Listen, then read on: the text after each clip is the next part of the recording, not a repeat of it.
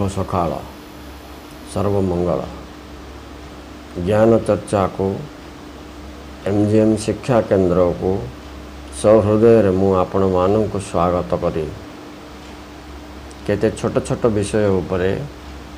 संदेहजनक विषय उपरे किछि मंतव्य किछि मोर भावना को आपण मानक सहित शेयर कर देखो अंडपिंड ब्रह्मांड बोले जहाँ कहती केते लोक जहाँ ब्रह्मांड रे अच्छी ताहा पिंड रे अच्छी राइट पिंडरू आम समस्ते रूप धरी किए मानव किए पशु किए पक्षी इत्यादि भूत इंद्रियर समाहार छड़ा आउ किछि नहीं शरीर रे आमे ना देदेबा तू गोविंद तू गोपाल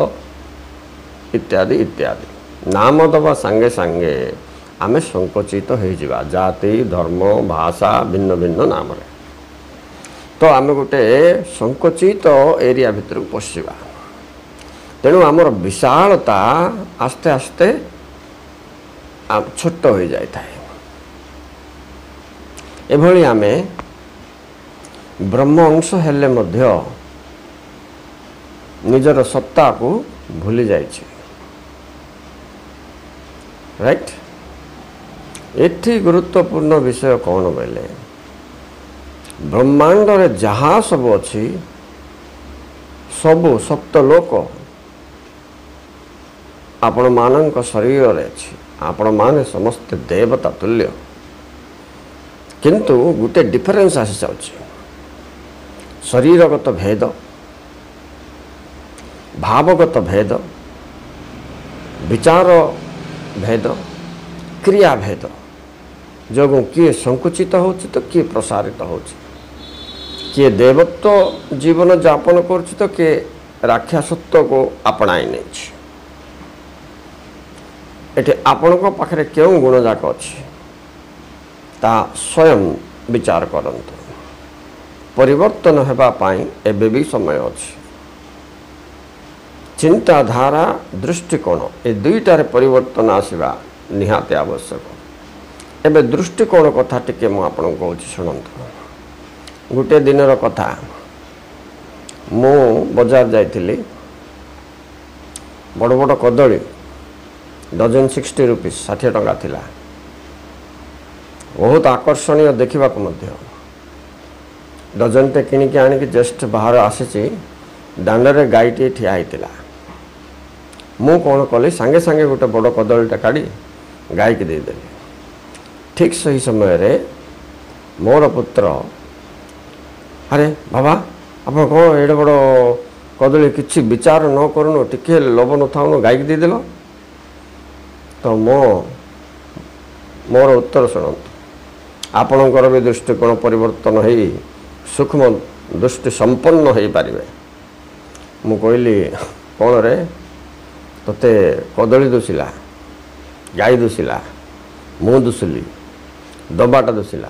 राइट मते कौन दुसिला एबे कहूँ शुणे कौन दुसिला बाबा बोले से मत पचारा फिर मुझे कहली ए कदली गाई खाइब राइट खाइला पर कौन हम दुई टोपा क्षीर तैयारी हम राइट से दुई टोपा क्षीर को कौन हेले मानव कि पशु कि पक्षी की खाइब ता देहरे गोटे टोपाटा रक्त तैयारी हम राइट से रक्तरु ता शरीर रे शक्ति जागृत हम राइट से शक्ति रे से कौन सी कर्म संपादन करी रोजगार करी तार परिवार को भी पोषण करि पारे तो ये कदली रहस्य जाइकरी शक्ति जागृत सहित लिंक है एते दूर पर्यंत मु देखी पार्ची तोते केवल कदली गाई मु आ दबा एति दुसिला राइट तो दृष्टिकोण को सूक्ष्म सूक्ष्म कदली आरंभ करी देखंतु शक्ति जागृत अन्य एक शरीर रे ताइरे क्रिया संपन्न एवं रोजगार परिवार पोषण पर्यंत से गोटे कदली पहुँची गला राइट देखो आज्ञा दृष्टिकोण जो पर्यंत परिवर्तन हैनी सूक्ष्म दृष्टि संपन्न जो पर्यंत ही नहांती से पर्यंत दैवी शक्तिर आशीर्वाद पाई परिबे नाही। को उपलब्धि करवा जीवनर परम लक्ष्य हवा दरकार। मोर किछिटा अनुभव रे स्वयं बहुत गुड़े जिनस जापर मो मन रे आग्रह एक सृष्टि है मु रही पारनी तेणु बाध्य होइकि मो भितर थिबा विचारधारा को आपण मानक पाखे उपस्थित कर दउछि। किए क्या भल लगी पारे क्या भल न लगी पारे किंतु ज्ञान सबुबले अमृत तुल्य आपण को अमर करदब राइट। तेणु यह नित्यांत आवश्यक समाज मंगल विनियोग हो पार उद्देश्य दुई चार पद केबे टिके समय मिले आपण को सामना रे उपस्थित कर। आउ गोटे कथा एटा थिला गोटे कथा देखो मुझे प्रथम जो आरंभ कले से कहली अंड पिंड ब्रह्मांड रे आमे पिंड रूप और शरीर धारण करी पुणी मृत्यु मुखरे पड़ुचे। मृत्यु तो सुनिश्चित किंतु आम जीवन सबु रहस्य मृत्यु भितर लुचि रहा कथा बहुत कम गणतिर लोक जानती अनुभव भी लोक जानती जो माने जीवंत ही मृत्युर अनुभव करि पारंती। ये गोटे विचित्र कथा लगुव जीवन जीवा बेले ही मृत्युर अनुभव को करवा दरकार। मृत्यु ही सर्वश्रेष्ठ ज्ञानर एकमात्र पुस्तक। आमे तो देखुचे हाँ से ता भाई मरीगला हाँ तक बापा मरीगला हाँ से मरीगला आमे जाऊचे अटेंड करचे श्मशान पर्यंत जाऊचे श्मशान रे छिड़ा होचे और सी तो मरीगला आमु कौन अच्छे आमे तो बंचुचे ना सते जेपरि आमे फील करचे आमे अमर नहीं ठीक से भाई आम समाज ठिया हम आमे भी से श्मशान को जीवा आमको भी सेमती पोड़ा हम तापर कौन हम ये अनुभव को जब विचार को नब तुमर संपर्क संपत्ति बा तुमर स्टेटस कह जहाँ भी अच्छी ताहार मूल्य कौन श्मशान निर्धारित हम। तेणु चाणक्य विषय आप जानते आज्ञा महापद्मनंद समय अपमानित हवापर से श्मशान जाकर दिव्य ज्ञान पाई जाते। तेणु तांके लिखिथिबा प्रति नीतिवाणी गुड़िक सब श्मशान जागृत होइथिबा ज्ञान विभिन्न स्थान विभिन्न लक्षण अच्छे आज्ञा मंदिर गले से गोटे फिलिंग जात हो आपन को किमती भक्ति भगवान प्रति स्नेह ये सब जागृत हो। श्मशान को गले भूत ढाणी भय ये सब जिनस जीवन प्रति टिके चिंताधारा मृत्यु प्रति टिके विचार आसो सेठू आपड़ जदि बैटल फील्ड युद्ध क्षेत्र को पलैबे जिते दुर्बल हेले आपण भितर शक्ति स्रोत जागृत हो आपण ज्वालामुखी भली होइजिवे। स्थान गुड़िकर प्रभाव देखो स्थानर प्रभाव अनुसार आमर बुद्धि रे मध्य प्रभाव घटता है। तेणु चाणकर ज्ञानर मूल रहस्य श्मशान आरंभ हो। तेणु से बेले बेले समय काढ़ी श्मशान जाइक बसते बड़ इंटरेस्टिंग। आम श्मशान को एक घृण्य स्थान हिसाब से देखुचे। शिव महाप्रभु प्रभु शिव श्मशान रहा कारण हूँ जे कौन से डिस्टर्बेंस नथिबो बुद्धि 100 गुण काम करिवो सेठी विवेक जागृत हम सत्य ज्ञान उपलब्धि हम। तेणु श्मशान वास बोली कहुए। रात्र राधिपति से दिन जाक विष्णुदेव जगिवे आम सूर्य नारायण रूप से सुरक्षा प्रदान कलापर रात्र रे निशाचर माने आमको आक्रमण करिवार बा विभ्राट सृष्टि करिवार भय थाए से समय स्वयं शिव श्मशान रे जागृत प्रहरी पर रखी रही पाशुपति हिसाब रे समस्त प्राणी जगत को सुरक्षा कवच भितर रखि था। दिन आ रातिर जगुआली देखंतु सर्वश्रेष्ठ स्थान और पूज्य होइथिले मध्य किभली कार्य संपादन करी सारा सृष्टि और प्राणी जगत को रक्षा करुवार शिवं को पशुपति बोली कहुई। आ शिवं को शंकर बोली कहीं कहुई बोले देखो शिव सन्यास रूप से थे बहुत आदौ राजी हो नथिले। सेतेबेले देवता माने समस्ते चिंता कले ये तो संसार परिचालन विष्णु भगवान दायित्व नहीं किंतु शिवंकर सपोर्ट न पाइले संसार ठीक से चलियोनी हेले शिव संसार कष्ट दुख कौन स्वयं न भोगिला जाए आम कहे ना निजे न मले स्वर्ग देखी पारिबनी से निजे जदि पारिवारिक समस्या कौन ए सब जाक अनुभव न कले अच्छा अन्य मानक साहाय्य करिवार उपाय पाई पारिबे ना तेणु शीघ्र शिव को बाहा करदबा छे नारद ये सब नाट लगेदेले सेठू देवता मान विचार कले हाँ ठीक का तापर बाध्यबद्धता करी विभिन्न प्रकार उपाय बुझाई शिव को पार्वती सहित बह करदे पारिवारिक जीवा आरंभ है देख गौतम बुद्ध सब घर द्वार राजमहल त्याग करके सन्यासित्व ग्रहण कले शिव सन्यासित्व त्याग कर गृहस्थ ग्रहण कले से न बुझीपारे अन्य मानक साहय करें बोल देवता मैंने बाध्य करके बाहर करदे शिव ना शंकर बोले आसला राइट किंतु ये श्मशान रहस्य कथा मात्र बहुत कम लोग जानते राइट आउ केते लोग तो श्मशान माटी आनी निज पाखे रखी था बोले से माटीर प्रभाव मध्य रही मुझे आपको कहते मंदिर पाखे गोटे फिलिंग मशाणी पाखे गोटे फिलिंग राइट युद्ध क्षेत्र में गोटे फिलिंग विभिन्न स्थान प्रभाव निश्चित भाव में अच्छी आम बेले बेले कथा चाहे ये घर भल सुझिला से घर भल सुझिलानी ये सब स्थान को लेकिन विचार चलता है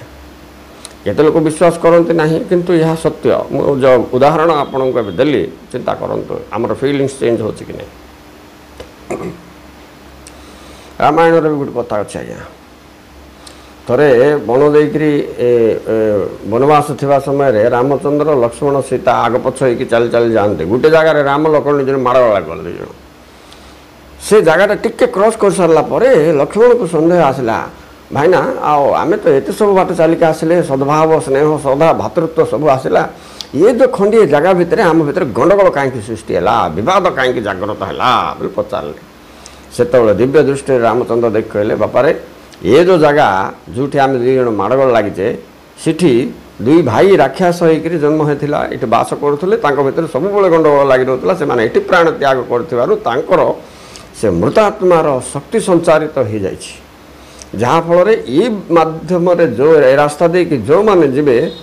ये पाखरे निश्चित भाव में माइंड डिस्टर्ब हम से गंडगोल करेंगे से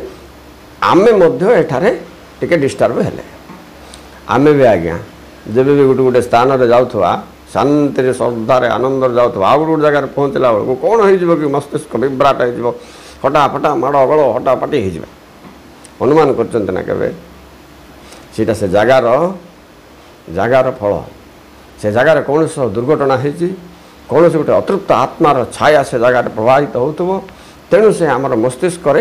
प्रवेश कर विभ्राट सृष्टि कर आमे से झगड़ा करार हम समय और स्थान प्रभाव मनुष्य जीवन ना समस्त प्राणी जीवन सहित सदा लिंक अच्छी आ विषय आउ गोटे दिन षष्ठ भाव आपण मानक एक्सप्लेन करी